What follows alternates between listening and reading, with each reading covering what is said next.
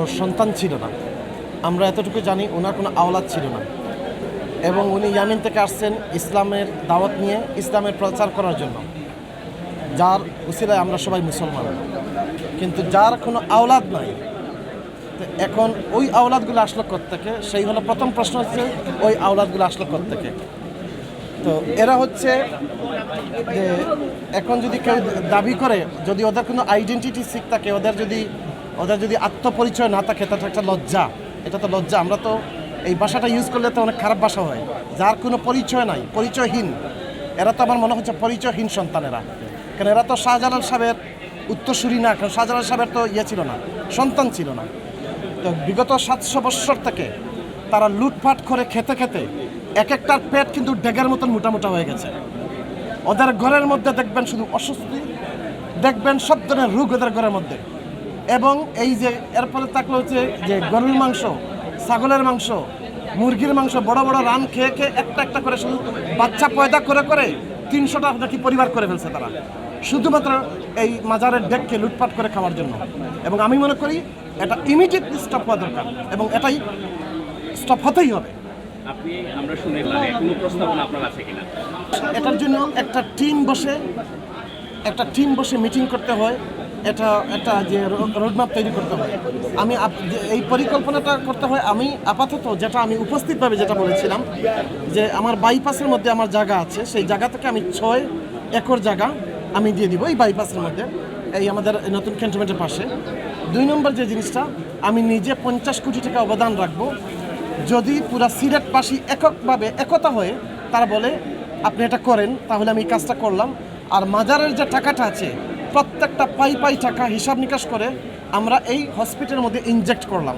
তাহলে আমরা হসপিটালটা হচ্ছে মানুষ যখন মাজার জিয়ারত করতে আসবে তারাও সেবা নিল, সিলেটের মানুষের সেবা হলো। আপনি দেখেন উসমানী হাসপাতালের মধ্যে গিয়ে দেখেন লজ্জা লাগে যে রুগীরা হচ্ছে রাস্তার মধ্যে শুয়ে আছে, চিকিৎসা পাচ্ছে না, হার্টের রুগী, ক্যান্সারের রুগী।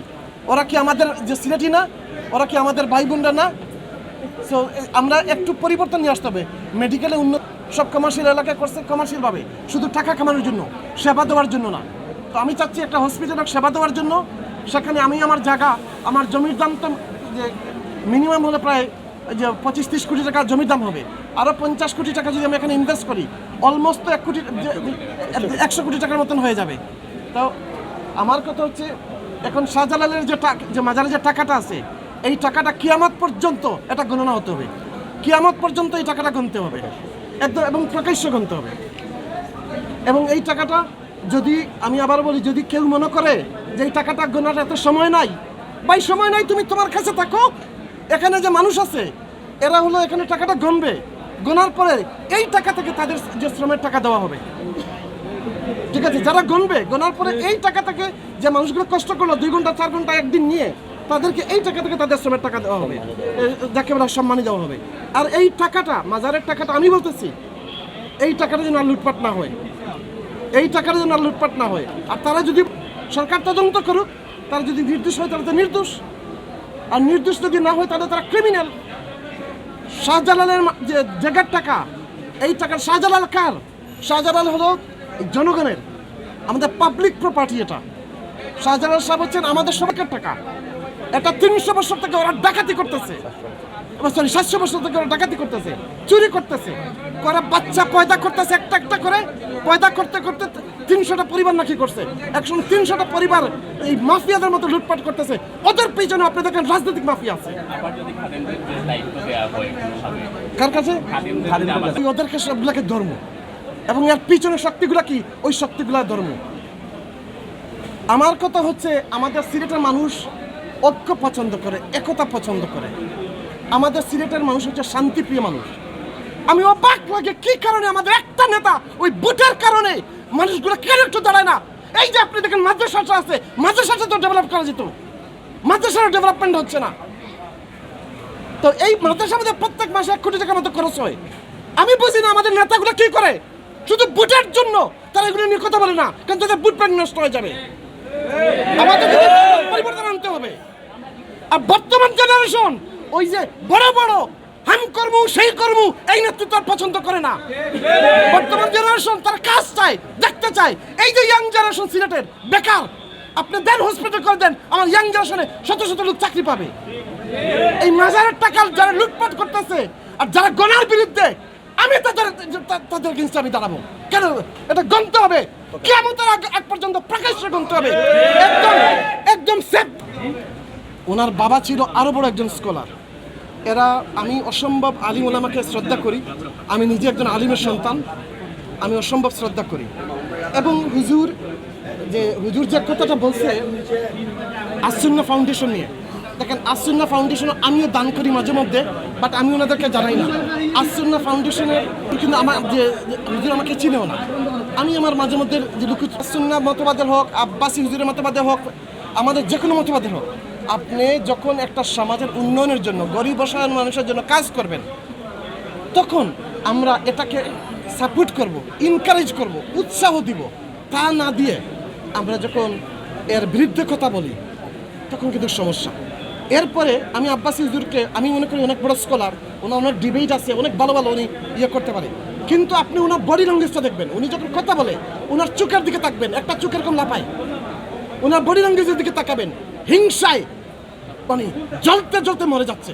উনি কিসের উপরে তো হিংসা আমি নিজে জানি না, আমি নিজে জানি না। উনি যে কোনো বিষয়ে কথা বলে, যে কোনো বিষয়ে ফতোয়া দেয়, যে কোনো মানুষে ওই সুযোগ পাইলে আমার কাফির ফতোয়া দিয়ে দিয়েছে। মানে এই মানুষটা হচ্ছে এরকম। আমি উনাকে আমি অনেক বড় একজন যে স্কলার মানে আমি বিশ্বাস করি, বাট আমি মনে করি ওনার একটু মানসিক চিকিৎসা করানো দরকার। কারণ উনি উল্টাপাল্টা কথা বলতেছে, ঠিক না। আমি এটা ওনার প্রতি অনেক আমার শ্রদ্ধা, সেই শ্রদ্ধা থেকে বললাম। হ্যাঁ, মাননীয় প্রধানমন্ত্রী আমাকে চিনে, আমি বিশ্বাস করি আমাকে হয়তো স্নেহ করে, বিশ্বাস করি। এবং আমি ওনার সাথে আমার কোনো রাজনৈতিক সম্পর্ক না। অনেক বিষয়ে আমি ওনার সাথে আমি যোগাযোগ করি। আমি কখনো কোনো পলিটিক্যালভাবে আমি ওনার সাথে যোগাযোগ করি না।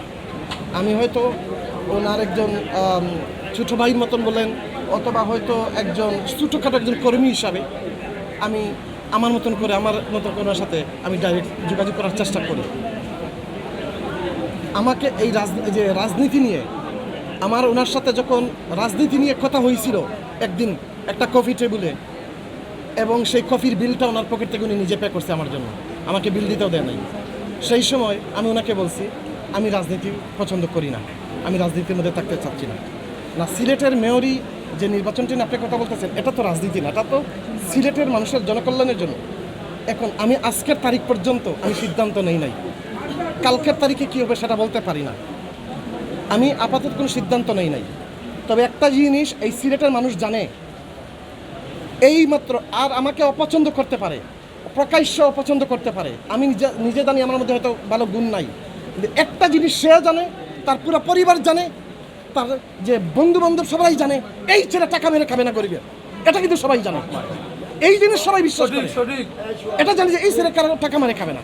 ঠিক আছে, আপনি যদি সিলেটের সত্যিকারের একজন ভালো মেয়র আসে এবং সিলেটের টাকাটা সিলেটের মধ্যে বন্টন করে, সিলেটের উন্নয়নে কাজ করে, তাহলে তো সিলেট অনেক একটা সোনার সিলেট হয়ে যাবে। আজকে নামাজ পড়ে ফাহিম ভাই কি দোয়াটা করেছে, বিশেষ কোনো দোয়া করেছেন কিনা আজকে নামাজের পর, নামাজ আদায়ের পরে? দেখেন, আমি তো ফেদায়ে মিল্লাতি মুজাহিদে আজম আমিরের শরিয়ত রাহবার জানিয়েছেন কুতুবুল আলম না, আমি একজন আল্লাহর পাপী বান্দা। আমি সবসময় আমি দোয়াগুলো করি বেশি অংশ সাজদার মধ্যে, এবং আমি আল্লাহর কাছে একটা জিনিস শুধু সবসময় দোয়া করি, আল্লাহ আমাকে হযরত আবু বকর সিদ্দিক, হযরত ওমরের রাজনীতি করার সুযোগ করে দাও, যেতে মানে আমাদের সিলেটের উন্নয়নের জন্য, আমার মানুষের উন্নয়নের জন্য সততা নিয়ে কাজ করার।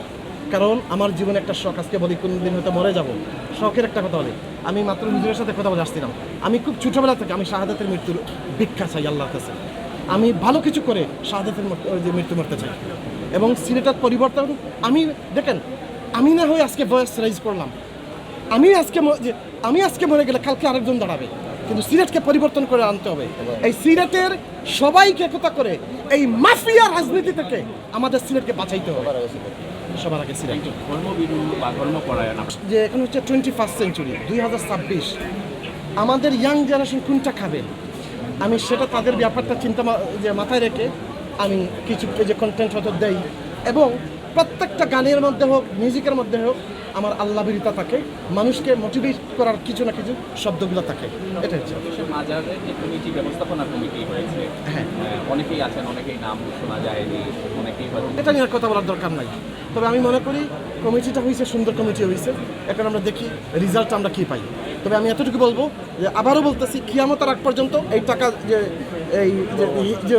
দরগার টাকাগুলো হচ্ছে প্রকাশ্য পাবলিকের সামনে এটা গণনা হতে হবে। যদি এতে কারো পছন্দ হয় না, আপনি ভাই ঘরের মধ্যে বসে থাকেন, ঘরের মধ্যে বসে থাকেন। এই এলাকার মানুষ এমনি অনেকের চাকরি নাই, অনেক কিছু নাই, তারা নিজে কষ্ট করে টাকাগুলা এক টাকা করে গণবে, গনে কিন্তু তারা হিসাবে পাশাপাশি অসংখ্য গরু, ছাগলও দেখলাম আমরা। গরুর রান, ছাগলের রান, কলিজার রান খাইয়া খাইয়া তার বাচ্চা পয়দা করতেছে একটা, আর খালি পরিবার বড় করতেছে, আর শাহজালালের ডেগের টাকা লুটপাট করতেছে, আর একটা পেট হইতেছে এই শাহজালালের ডেগের মতো, বুঝছেন? ওগুলো বন্ধ করতে হবে। এখন হচ্ছে আমাদের যে জিনিস হচ্ছে কি, এইগুলোর হিসাব নিকাশ, ওগুলো বিক্রি করে, যে মনে করেন কাজীর বাজার, গরুর বাজার যে আছে, মোটামুটি একটা কন্ট্রাক্ট ওগুলো বিক্রি করে এখান থেকে তারা নিল, টাকাটা হলো ব্যাংকে জমা দিয়ে গেল। বলে সারোয়ার সাহেব মানুষ কেমন ছিল সেটা আমি জানি না, বাট আমি একটা কথা বলতে পারি, ও কিন্তু সিলেটের মানুষের চুপ খুলে দিয়েছে। এবং সবচেয়ে মজার ব্যাপারটা হচ্ছে, আমাদের সিলেটের মানুষ সবসময় তারা ইউনিটি পছন্দ করে। আজ আমরা সবাই একক হয়ে গেছি এই ব্যাপারে। কথা আমাদের প্রশ্ন ভাই, আর কোনো কিছু মেসেজ থাকলে ফাইন ভাই বলতে পারেন। তাকে ভালো রাখে। আমি যদি বেঁচে থাকি, সিলেটের মধ্যে কোনো করাপশন রাখবো না, সিলেটের কোনো নেতাদের অদূর ভবিষ্যতের কোনো মেয়র ডাকাতি করতে দিব না, এটা আপনারা মনে রাখেন।